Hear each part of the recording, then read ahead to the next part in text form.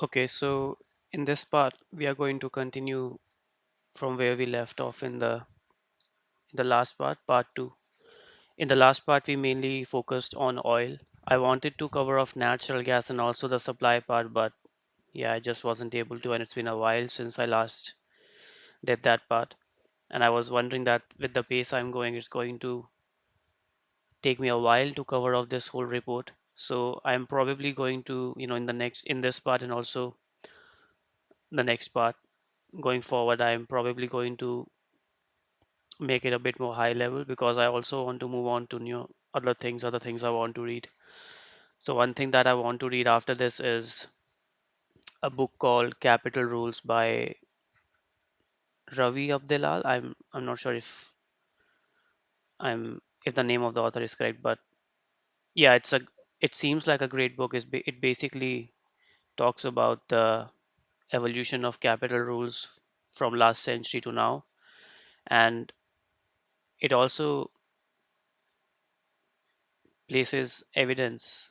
It also argues that the misconception that US was the center of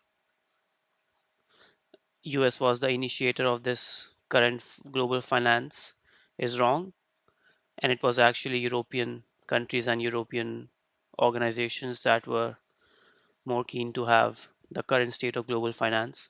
So yeah, I think that would be an interesting read because it's hard to believe that America is not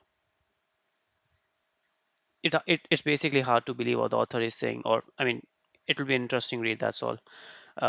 So yeah, I want to read that, and also there's many things to read. So if I spend, I mean, with the way things are going, it's probably going to take more than 10 parts to cover all this report. So let's see if I can make it a bit more high level. uh, Anyways, so today we will talk about first the demand in natural gas and then move on to the supply part. So in natural gas, we know that when Russia invaded Ukraine, there was a sharp reduction in global gas supply, especially to Europe, because Europe's most of the demand in Europe was met by Russian supply. So due to that, there were record high prices around the world, and the global demand for natural gas fell by around 1% in 2022. Now, this was the overall global demand, but if we talk specifically about Europe, there was a 13% fall in natural gas demand. Uh, and, it's probably the first time that, that happened because natural gas, as we discussed in the last part too, is believed to be the next best alternative for oil, basically, because it's more durable to our energy goals. So that was the first time we saw a drop in natural gas demand. Now prices have moderated now. In now when we say now, the report talks about 2023. Now things might be a bit different, with the current crisis going on in the with the U.S. and Iran conflict. But I have not tracked natural gas prices recently, so I don't know what the current picture is. Uh, But the report basically states that there is still significant scope for demand in this industry for natural gas in this decade. Uh, because one thing that the Europe has done is basically they've tried to replace the supply that they were getting from you know from Russia. I think I should probably get to this later, but yeah, this is just sort of a side note. I think yeah, I should probably get to this later. Uh, but yeah, coming back to the global demand. So the global demand for natural gas in 2022 was somewhere around 4150 BCM. Now BCM stands for billion cubic meters. Now, I didn't understand at first what this unit means, so I tried to convert it or understand it as much as I could into, try to convert it to a more understandable unit. So I tried to convert what it would mean in gigawatt hours. So it turned out to be 5,000 gigawatt hours of energy. Now, I don't know if this is accurate or not. So if somebody else knows, please let us know in the comments. But this is what I could find. But anyways, of this 4150, uh, 40% was consumed by the power sector, 20% by the construction or buildings sector, uh, and yeah, some other uses. Some 40% was basically some other industries that aggregate and make up the rest of the 40%. Now, in the step scenario, as if you don't remember, steps is basically where we are headed with the current commitments, current investments already in place. So we are removing commitments, we are also removing promises. So anything and everything that we have already implemented is what we are considering in the step scenario. So that is the most realistic scenario in that sense. Now, with that in mind, in the step scenario, natural gas demand up to 2030 is considerably lower than the 2% growth, average growth seen between 2010 to 2021.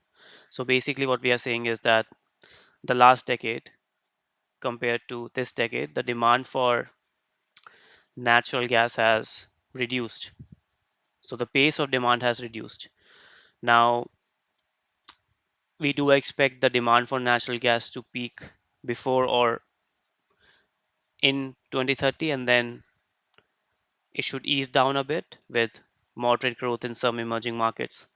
Now, the report also talks about what would happen in the APS scenario and what would happen in the NZE scenario. But I don't want to get into that too much because again, I don't really see these scenarios as plausible in the near future because with the way things are going, globalization there's evident cracks in globalization where you know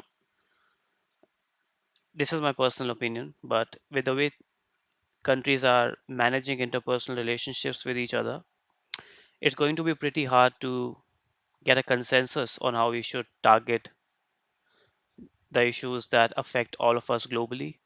So if China wants to do something and the USA doesn't agree on that, there's going to be efforts in isolation, that if combined between two countries of such, two countries who are so, such, they are powerhouses literally, that effort is wasted because if I can combine that effort and then work towards the same goal, our goals have a better chance of being met. But when you work in isolation, especially with the current Trump administration, who is not ready to listen to anybody, they seem much more capitalistic and focused on what they want to achieve. They seem to have a set agenda. So it's going to be pretty hard to convince them to believe in these climate goals because we already know what the stance of the current administration is on these topics. So they are not always too easy to convince. So with things like these all already happening, it's hard to imagine a scenario where the APS scenario or the net zero emission scenario turns out to be a reality. I hope it does. I hope that if starting 20 this decade has slowed down the growth in this initiative, I hope next decade or in the next 2 decades we somehow create enough technology that it uh, the progress in this transition grows exponentially. So anyway, so skipping the APS and NZ scenario, the numbers, etc., we move on to the factors that basically contribute to reduction in natural gas demand over time. So what is basically replacing natural gas demand? If not natural gas, then what? So the report starts off by discussing about renewables, how renewables are helping us in this. So It states that the annual wind and solar capacity additions should reach around 500 gigawatts by 2030 in the step scenario. So that is good news that with current investments already in place, we should reach 500 gigawatts of renewable capacity in our energy grids by 2030. So we are already on track to reach this. Now this would rise to 900 gigawatts in the APS scenario. So APS scenario, again, just a reminder, is basically adding all of our current investments and the commitments that we made on top of that. And in the NZ scenario, it should reach somewhere around 1200 gigawatts, but I would discount that. I mean, I would not consider that pretty much. Now, in terms of displacement, how much can 1 gigawatt of installed renewable capacity can displace? So it should replace somewhere around 200 to 800 billion cubic meters of natural gas in the power sector.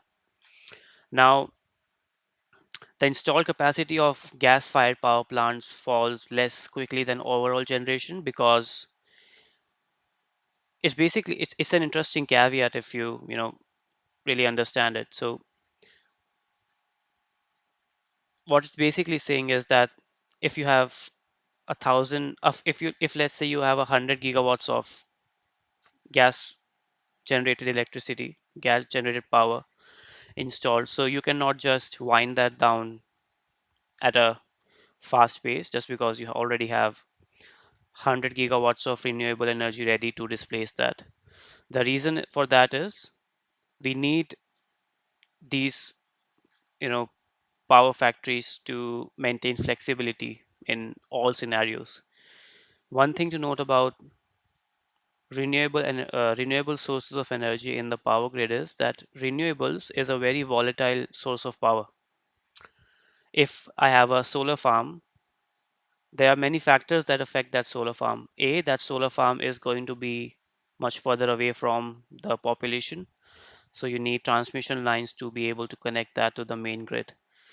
B, the amount of power that it generates is not always going to be the same. Now, somebody could argue that we have batteries to store that energy, and that is valid, but still, there are a lot of challenges with the solar power.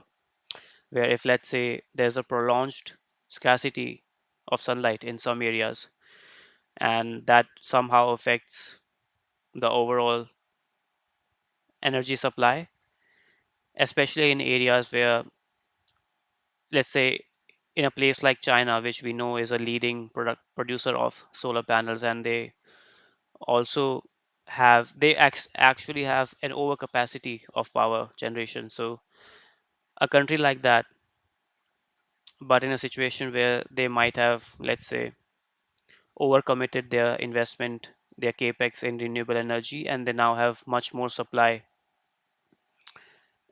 in terms of proportion. Let's say if they have 1,000 gigawatt of total energy supply, and of that they have 60 to 70% as renewable because they overcommitted their capex. Now this can prove to be troubling for that country if they don't have any backup available. So natural gas power plants, other power plants, are basically required sort of as a backup to provide that flexibility to countries. Now I think one more interesting thing I should yeah I think one more interesting thing I should probably mention here is the way power grids work. I read it somewhere actually, and I found it really interesting. So in my mind, the way a power grid worked was that if India has 250 gigawatts of installed capacity, they just keep on supplying that energy, in our transmission grid 24/7. So basically, in my mind, there's no idle capacity sitting in the country. It's all in the transmission line, and people can just plug in that transmission line and use it as they see fit. But the fact is that the total supply currently in a transmission grid has to more or less match the total demand at a particular point of time. That is why we have load balancers in distribution centers. That is why we have engineers sitting in those distribution centers to manage the supply of electricity in a power grid. Because what happens is if the current demand of a country is 250 gigawatts, but I am supplying 300 gigawatts to the grid, all of our appliances would short circuit. And that is exactly what happens, in rare occasions when our appliances suddenly just short circuit or uh, dies down basically due to too much electricity. If you know what stabilizers, their main purpose is basically to manage this load, but in your house basically, if I have an air conditioner or if I have, let's say, um, a PC which is using a lot of expensive components like my, could be an Nvidia GPU, AMD GPU, and other very important RAMs and stuff. A stabilizer would help me protect from volatile load of electricity. And that happens because sometimes there's a mismatch between the amount of demand in the transmission grid and the amount of supply there is. So that is one of the key factors that affect the plan, to include renewables in the transmission grid. You really need to understand how the business operates. There are a lot of activists who, they just want all of these legacy things to be gone and just straight up we should go to renewables, but they don't really understand how the business operates. I understand there could be corporate greed, there could be all sorts of capitalistic motivations to keep those legacy businesses in operation, but you also need to maybe give some benefit of doubt about the actual challenges of the industry. You really need to understand what the facts are before you, go and criticize the business. uh, so yeah, that's why we would, basically maintain some natural gas power plants in our ecosystem. Bioenergy. So bioenergy is another one, although a minor one. It would probably replace around 30 BCM of natural gas by using biomethane by 250. Electrification is another one. So electrification is uh, supposed to replace somewhere around 140 BCM of natural gas demand by 250 by 2050 in the step scenario. So we are already on track to do that. Now, what does electrification mean? Electrification basically means that our as a consumer in our house we use LNG, or I don't know if it's LNG or is it, yeah, it's LNG, I think, that we use to cook in our homes. So the point is that if we can replace that by electric electric stove, cooking stove, or uh, we replace gas based geysers with electric geysers, that would help us move away from natural gas demand, especially in economies like, you know Europe is a very cold region, and in the winters their electricity bill rises, their gas bill rises because they use gas to heat their homes. uh, so that is an important point, especially in that area. In India, we already have a lot of electric powered geysers. I remember a time when we used to use gas powered geysers. They were pretty amazing because they were, instant. So if I could just turn it on and it would just heat the water for me. But now we use electric geysers, and you have to wait for 10 to 15 minutes to get the water level there. But yeah, it's uh, in some economies, in some countries, it might not be common. I'm not sure, but that is basically was what electrification means. One more point is EVs. EVs can also be a part of this, where it can replace CNG vehicles, uh, and could basically remove around 60 BCM of demand by replacing those CNG vehicles.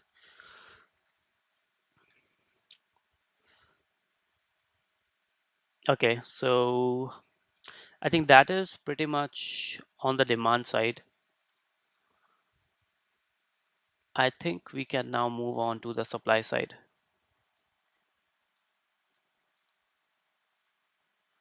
Okay,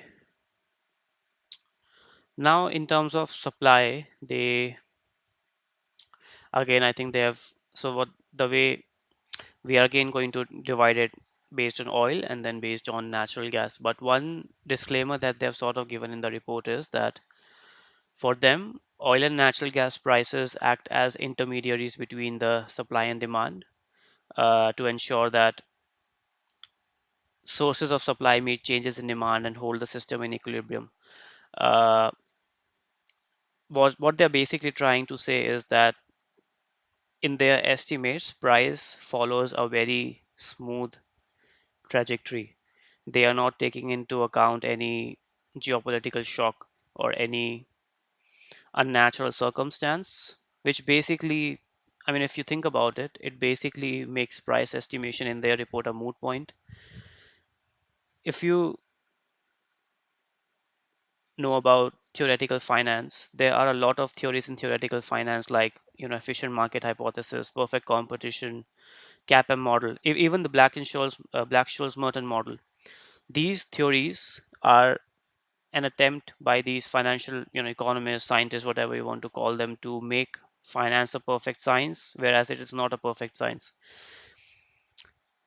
But they try to do that by creating a reality that doesn't exist. uh, for example, the efficient market hypothesis states that everybody in the public has the same amount of information at a particular point of time, which is definitely not true. We know there are insiders who can act on that information much before we do. uh, Even the Black-Scholes-Merton model, it doesn't account for volatility into its price estimates, which again, it's not right. It's not realistic. So I think they've done that similar thing here, where they are trying to remove that uh, unnatural shock from the system. Now, I would probably give them a bit of a benefit of doubt as to how would they really estimate what these geopolitical shocks are going to be. It's easy to understand them and estimate them from a qualitative perspective, but to quantify that and say that a particular geopolitic political situation would have X% of effect on prices, probably not what they can do. But even if that is true, it's still, as analysts, I mean, we are analyzing this report. We need to also ensure that whatever we are reading in the report also makes sense. It's useful for us. Otherwise, there's no point. I think now more than ever, because with the way things are going around the world, it's so volatile. The prices of commodities, especially oil and natural gas, both, it's been so volatile that the geopolitical situation is rather, I would say, arguably more important than the fundamentals. Because even in the current situation, with the current crisis going on, if you read the Economist, and also, I mean, even if not the Economist, if you just follow any financial news site, you know that everybody was expecting a you know extraordinary rise in price of oil by June, to around $180 per barrel to 200 per barrel. And that is dated crude price, not even futures. Futures are generally cheaper than dated crude because they don't have to deal with the uncertainty that dated crude has to deal with. Dated crude is, I mean, if you don't know, dated crude is different from futures. So if I open trading view and look at the price of oil, that is the futures price of oil, but it's not the price at which a physical barrel of oil is being traded in the open market. That is dated crude price. Dated crude price looks ahead a few days, and is used by actual merchants who are offloading and onboarding barrels of oil on ships, because they need to take care of the actual uncertainty that exists today. Whereas a futures price looks ahead months into the future. So it always discounts the current geopolitical tension by assuming that in the next 2 months, this scenario may solve itself. So we can maybe place a lower weightage to this geopolitical situation. So that is how futures prices operates. Uh, but anyways, even with the current uh, situation, everybody was expecting this price to explode, but IEA stepped in at the right time and released 400 million barrels, I think, from their strategic reserves, which was the greatest release in the history of IEA. and that has helped ease tensions a bit. No, I won't say a bit by but a lot, because prices are still in control, are hovering around $100 per barrel. So that's commendable.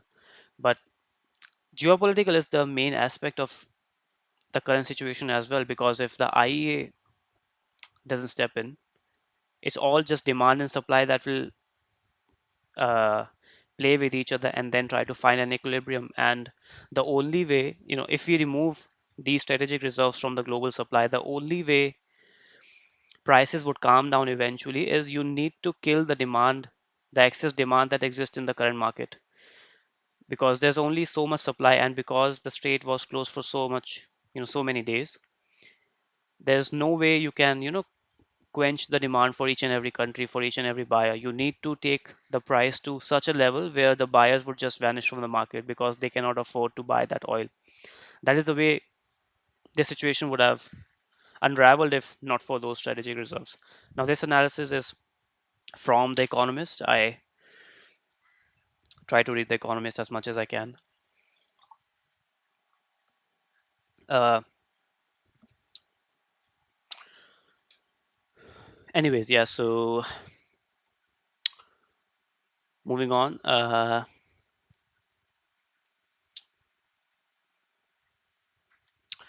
I think we can start off with oil supply.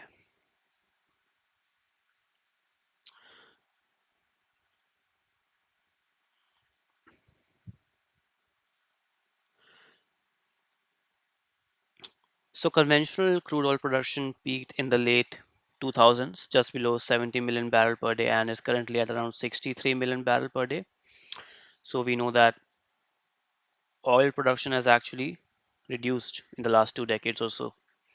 Now, if no new conventional crude projects were to start operations and there's no new capex on any current sources of supply, the report estimates that the production would fall by 8 to 9% per year, and this is known as the natural decline rate. So what we are saying is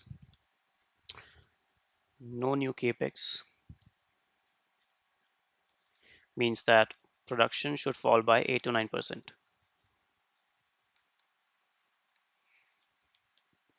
and this is known as the natural decline rate.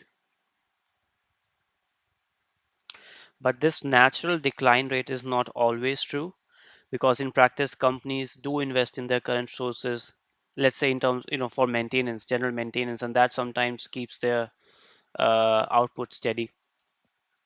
But this, investment as capex slows down the annual decline rate to somewhere around 4 to 5%. That is known as the observed decline rate. So the actual decline rate comes out to be 4 to 5%, which is known as the observed decline rate.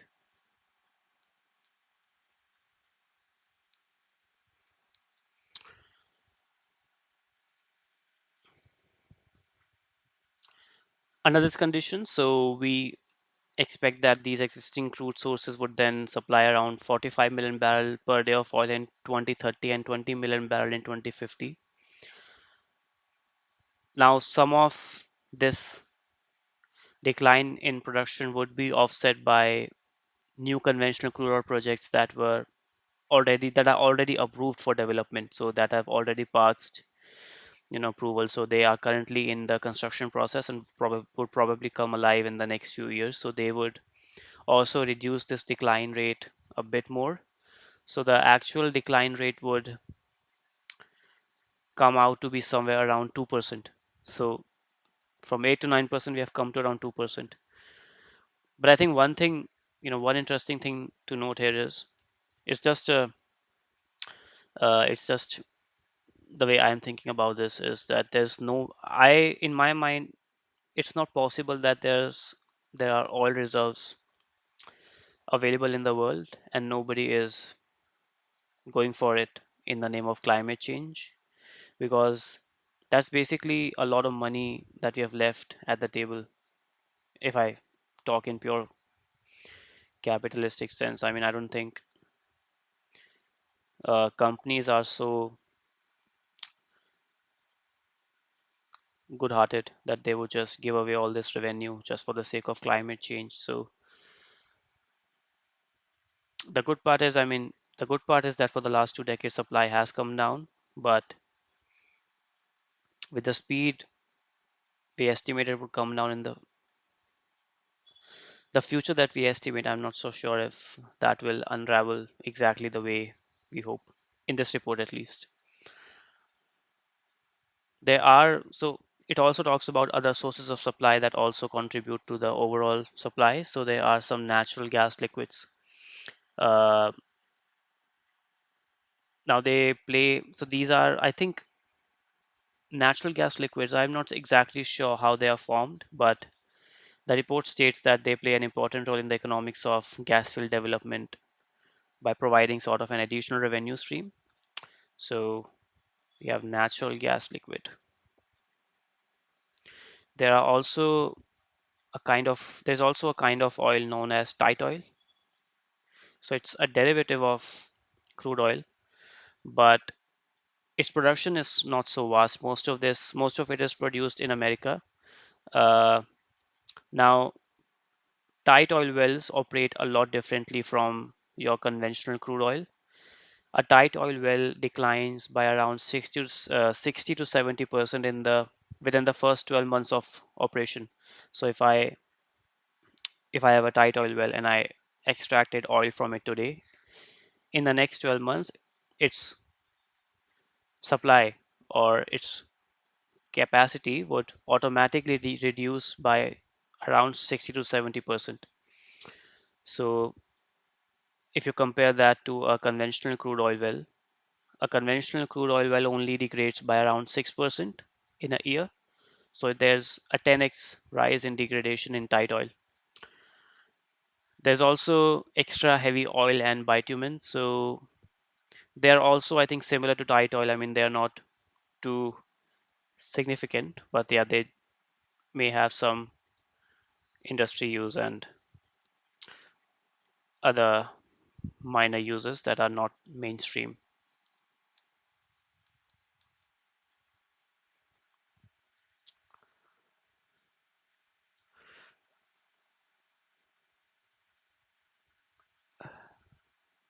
Okay, I'm just checking my notes to see if there's anything else we should discuss in oil before moving on to natural gas.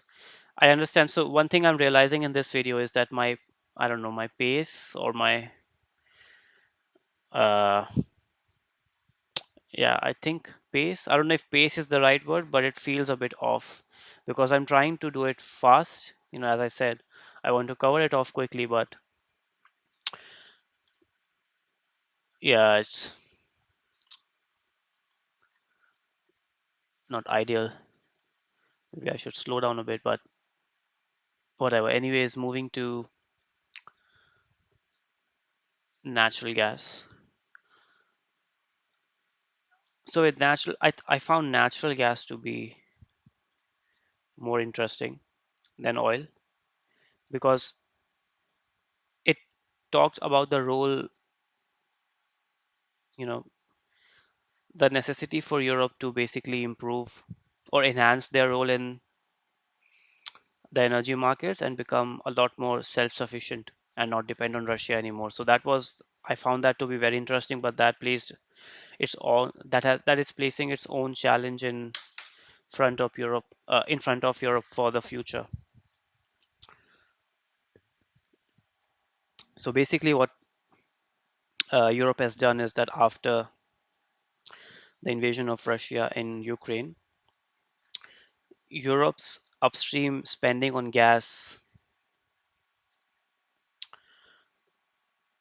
outside Russia increased by more than 15%, and more than 150 BCM of new supply will come online by late 2020, so by the end of this decade, from projects that are approved after the invasion.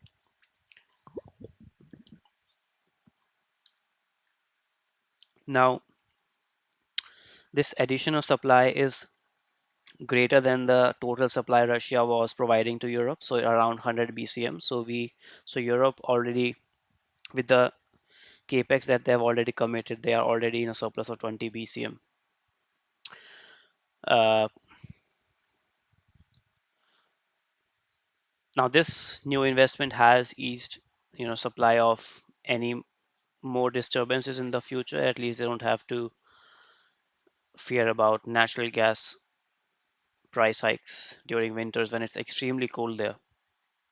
But one key risk that they may face is that there's probably going to be significant oversupply, especially if we start doubling down on our net zero goals. Because Europe is, I don't know if this is true for the whole of Europe, but I know that UK has a pretty good investment in renewables. They also have a pretty healthy EV penetration. So we know that they are serious about this. So if they cannot basically invest in opposite goals simultaneously. They want to transition to renewable energy, but they are also investing in legacy sources of energy. So it can bite them back in the future because Europe, especially UK, is already going through a lot of problems since decades. And now with America pulling support from Europe, it's going to be a much harder time for them in the future, with them also trying to increase their defense spending to 3.5%, members of the European Union. Not many of them being able to do that. Hardly anybody. Britain with its, I mean, crisis from left, right, and center. No stable leadership, no radical changes that their economy desperately needs to survive, to improve, to justify its status as the financial capital of the world. So, yeah, Europe can face a lot more risk in the future. Now, the production dynamics for natural gas are broadly similar to those of oil. Conventional natural gas fields supply around 60% of current global gas demand, and they also have an observed decline rate of about 4 to 5%. So, observed decline rate of 4 to 5%.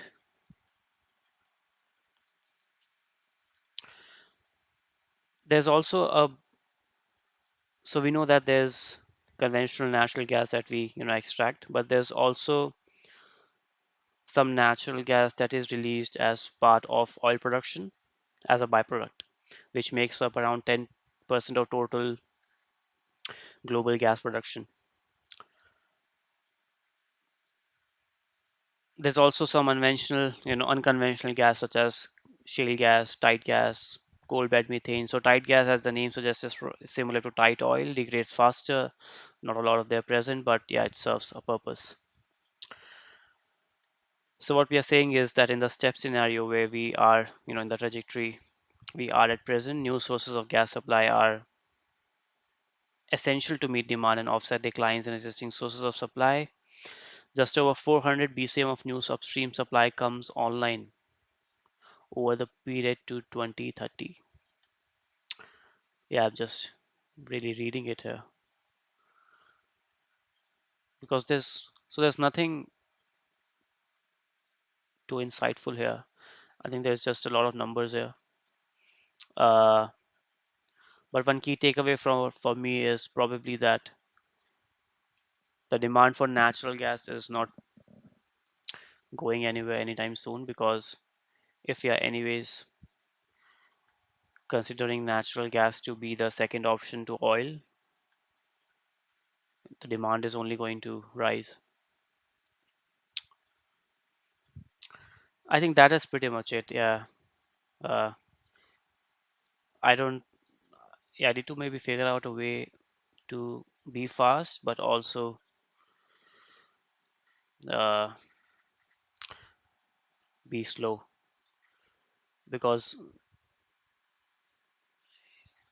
we are at the end of the video almost. But comparing it with the last part, I enjoyed it a bit less today because I was trying to be faster. So that is something I need to think about.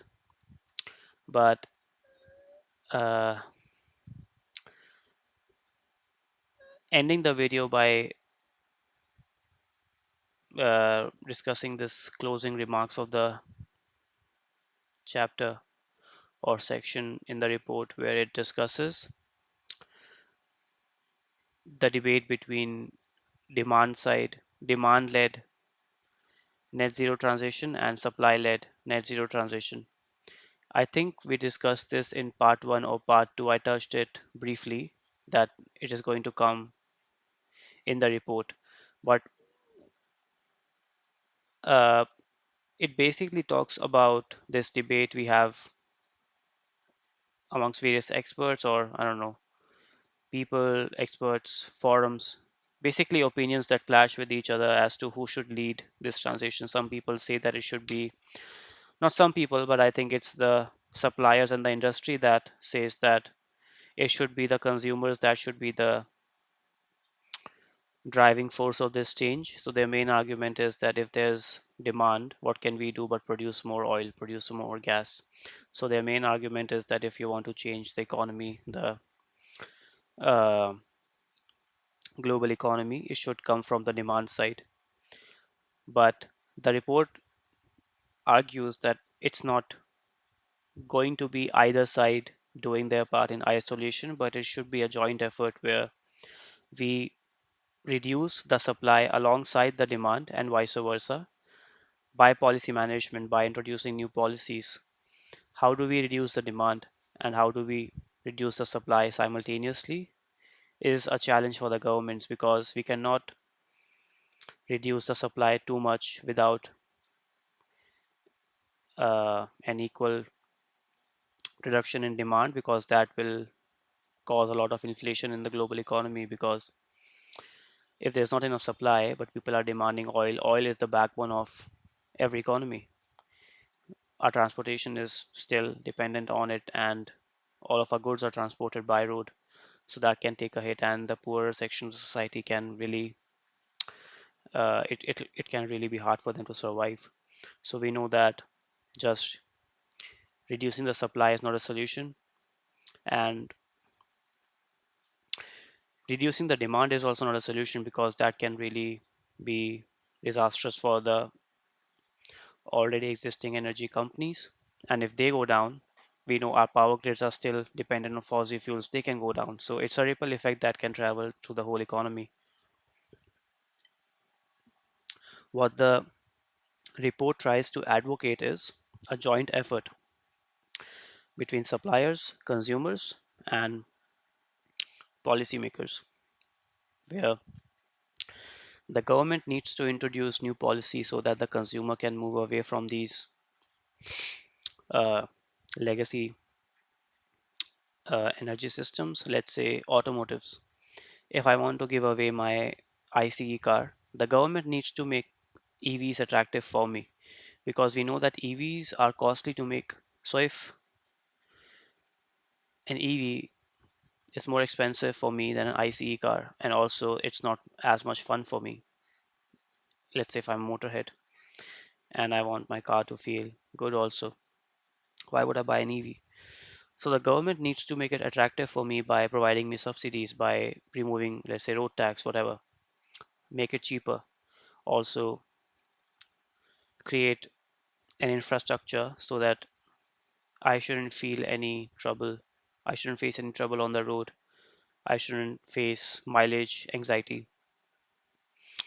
And then, in turn, we will start automatically reducing the supply.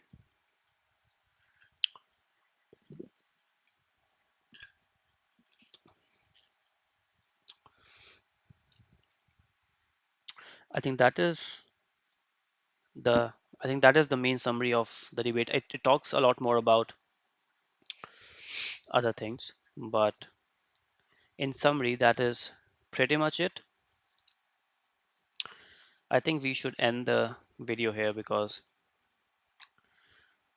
uh,